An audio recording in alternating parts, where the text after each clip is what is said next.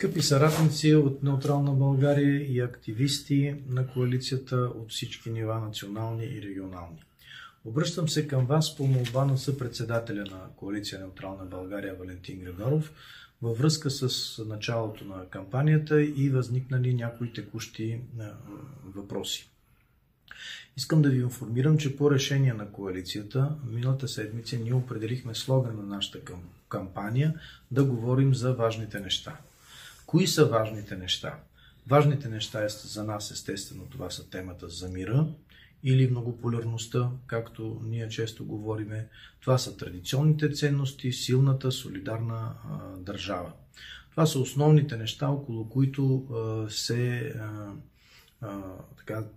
фокусират нашите говорения и нашето поведение. Изготвихме план на листовка, който тази седмица ще бъде готова с основните послания в кампанията. Тази седмица ще бъде готов и 30-секунден клип, съответно за радио и телевизия. И всеки един от нас, активистите и участниците в коалицията и от партиите, ще може да запише 2-3 минутно обращение, ако има желание това нещо да го направи. Важно е да се знае, че в събота 18 в Велинград всички членове на национални съвети, ръководители на листи, ръководителите на партиите и така основата от актива са поканени за една сбирка, на която ще бъдат обсъдени 3 основни въпроса. Първият е чисто идеологически, аз само загатнах, че листовката тогава вече с основните наши послания ще бъде готова. Втората част е организационна, като с особено внимание бих искал да обърна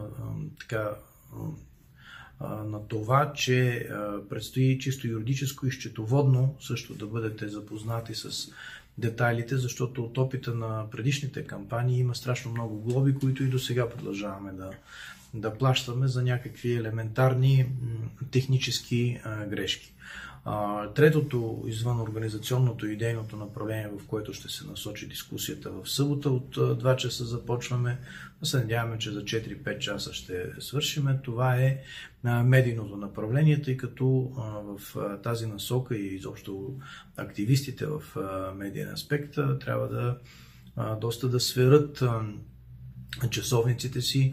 Моля всеки от вас да подготви автобиографии, снимки, ако няма да бъдат направени такива, за да може съответно най-малкото кандидатите ни да бъдат представени, но тези неща предстои там да ги уточниме. От чисто политически план най-често задавания въпрос към днешна дата от нашите активисти е защо не участваме на тези избори.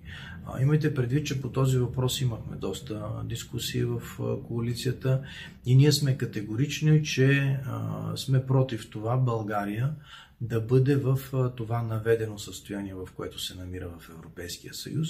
Виждате, че абсолютно спокойно много други участници в кампанията. Ние сме единствените, които не участваме в европейските избори. Говорят как няма страшно, че ще се отменят ключови въпроси, които до сега се взимаха с консенсус.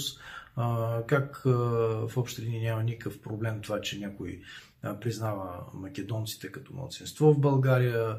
Изобщо, че се защитава македонската позиция и се забравя България като такава. Вместо като участници в този съюз ние да имаме тежката дума и нашите съюзници да ни подкрепят по всички въпроси, свързани с българската икономика, енергетика, социални неравенства. Ние сме държавата с най-голямо социални неравенство между бедни и богати. През цялото време ние сме унижавани и обиждани от своя съсед Европа. И ако Европа на Де Гол и следващото поколение на Митеран, ако щете на Фридрих Ебер, това са Европа, от които има от какво да се учиме, то съвременна Европа, гейска Европа, това е Европа, в което в това състезание кой по-добре ще слугува на европейските чиновници, ние не желаеме да участваме. Но така или иначе и този въпрос и всички други въпроси, които засягат идейно-политическата част от нашето говорене, ще бъдат уточнени на нашата сбирка на 18 май в Велинград. Естествено, съпредседателите на коалицията и организационното направление ще даде и допълнителни инструкции. Благодаря ви.